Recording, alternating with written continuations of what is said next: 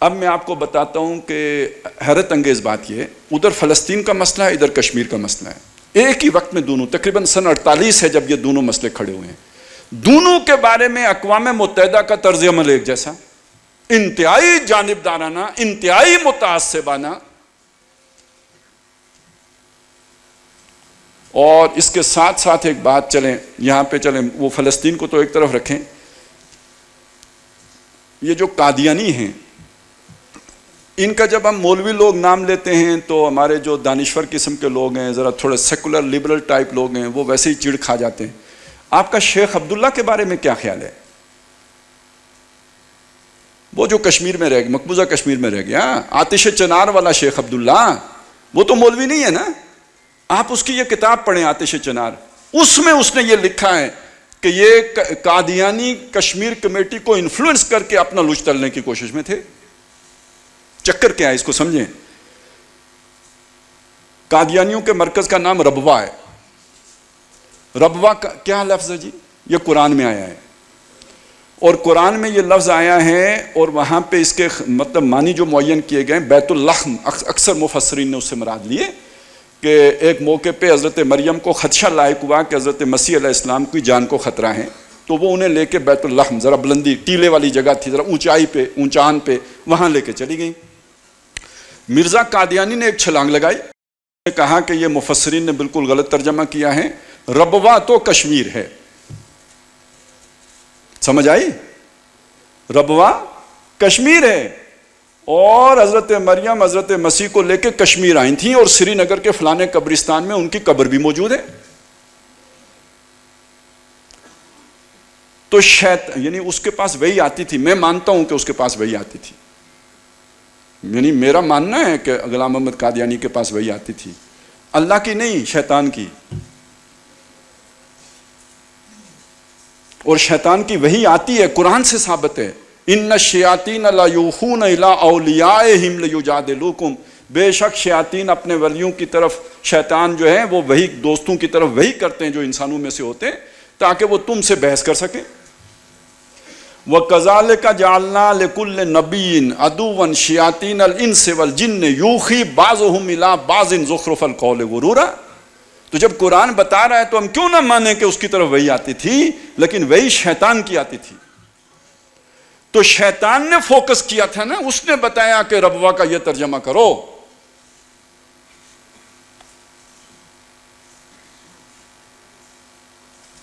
کچھ کہنا چاہ رہا تھا لیکن چلیں ابھی اتنا ہی رہنے دیں کہ ہمارے جو بھی انفلوئنشل لوگ ہیں نا، ان کو کشمیر کے ساتھ زیادہ محبت کا سبب کشمیر کا مسلمانوں کی شہرگ ہونے سے نہیں ہے، بلکہ قادیانی کے اس روحانی رشتے کی وجہ سے ہے.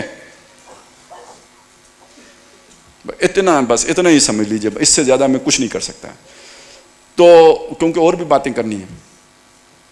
تو یہ بات سمجھ لیجئے کہ اس خطے کے ساتھ ایک تو ان کا تعلق رہا ہے، ہمیشہ رہا ہے، اور شورش کاشمیری نے بہت پہلے ایک کتاب لکھ دی تھی کہ جس میں اس نے ایک عجمی اسرائیل کا تصور پیش کیا. ایک اسرائیل وہ ہے، دیکھیے میں نے فلسطین کے ساتھ جوڑا تھا نا، تو وہ ایک اسرائیل وہ ہے، ایک اسرائیل عجمی اسرائیل بننے کے چکر میں ہے، اور اس میں صرف کشمیر نہیں ہے، اس میں پنجاب بھی شامل ہے، اور صرف مشرقی پنجاب، مغربی پنجاب نہیں ہے، مشرقی پنجاب بھی شامل ہے. رنجیت سنگھ کی ریاست کا جو ہے احیاء کرنا، اور رنجیت سنگھ کی آخر کیوں اس کا مجسمہ لا کے لگایا گیا نا وہ لاہور شاہی قلعہ میں، کیوں لگایا؟ کوئی تو بات ہے نا، کوئی پیچھے کہانی ہے نا. یہ ہمارے ایک بہت بڑے خلافت کے چیمپئن، جب وہ خود بیوروکریٹ تھے تو وہ جب وہ کیا ہے وہ مندر جو ہیں ان کی تزئین و آرائش کا کام کرتے رہے ساری زندگی. تو یہ بت سارے وہی پال پال کے پوس کے جوان کرتے رہے، خوبصورت بنا تزئین و آرائش کرتے رہے. اب ہمیں خلافت کا سبق پڑھانے آ گئے. تو لیکن یہ سارا چلتا ہے، لیکن اصل بات جو سمجھنے کی ہے وہ یہ ہے کہ ایک تو ان کی نظر ہے. اچھا ان کے کنیکشن کدھر ہیں؟ جب شیطانوں کے جہاں جہاں کنیکشن ہے وہاں ان کے بھی تو کنیکشن ہوں گے نا. تو ویسے اسی لیے وہ جیسے فرعون کے پاس موسیٰ علیہ السلام محفوظ تھے، ہمارا ایٹم بم بھی ایسے ہی محفوظ ہاتھوں میں ہے. ٹھیک ہے نا، جب امریکہ کہتا ہے کہ پاکستان کا ایٹم بم محفوظ ہاتھوں میں، تو سمجھ آئی.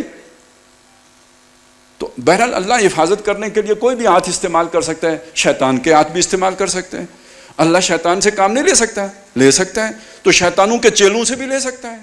اللہ کے لیے چندان دشوار نہیں ہے. اب آگے چلیں. امریکی منصوبہ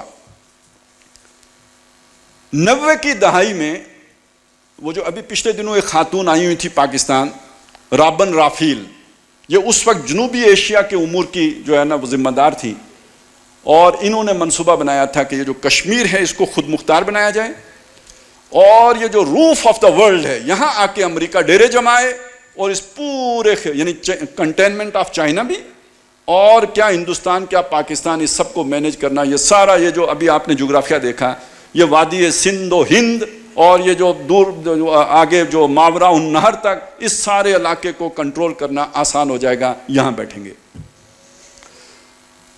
یہ منصوبہ باوجود ناکام ہو گیا. سننے میں یہ آیا ہے، واللہ عالم، ہمارے پاس زیادہ سورسز نہیں ہیں، کہ یہ انڈیا پاکستان نے جوائنٹلی اس کو ناکام کیا. اس وقت کچھ جان تھی، ادھر بھی تھی ادھر بھی تھی، ہو گیا، ناکام ہو گیا. پھر انہوں نے دوسرا پلان بنایا 9/11 کرا کے. ڈیپ سٹیٹ نے 9/11 کرایا، امریکہ نے نہیں کرایا، امریکی ایڈمنسٹریشن نہیں کرایا، ڈیپ سٹیٹ نے کرایا، اور وہ افغانستان کو نشانہ بنایا. کہتے تو یہ ہیں کہ وہ ٹھکانہ تھا اور بہانہ تھا، اور ٹھکانہ وہاں تھا اور نشانہ پاکستانی تھا.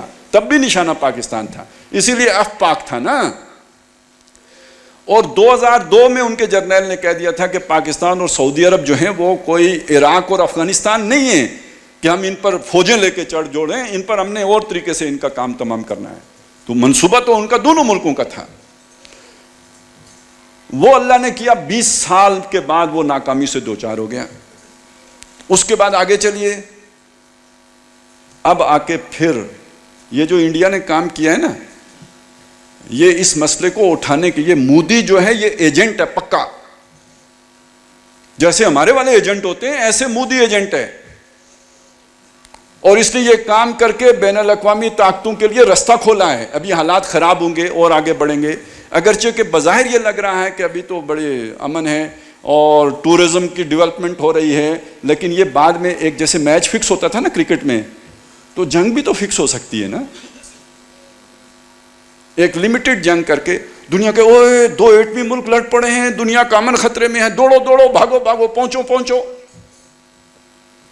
اور اس کے نتیجے میں خود مختار کشمیر، کہنے کو خود مختار لیکن حقیقت میں اس کے اوپر قبضہ کر کے رکھنا، اور اس کے ذریعے سے پورے خطے کو کنٹرول میں رکھنا کہ ہو نہ جائے آشکارا شر پیغمبر کہیں. وہ جو خطرہ ہے اس کو روکنا، نپ دا ایول ان دا بڈ. اس کے لیے پورے خطے میں بھونچال لایا گیا، افغانستان سے لے کے کشمیر تک، اور پاکستان کو مسلسل اس زلزلے کی زد میں رکھا جا رہا ہے.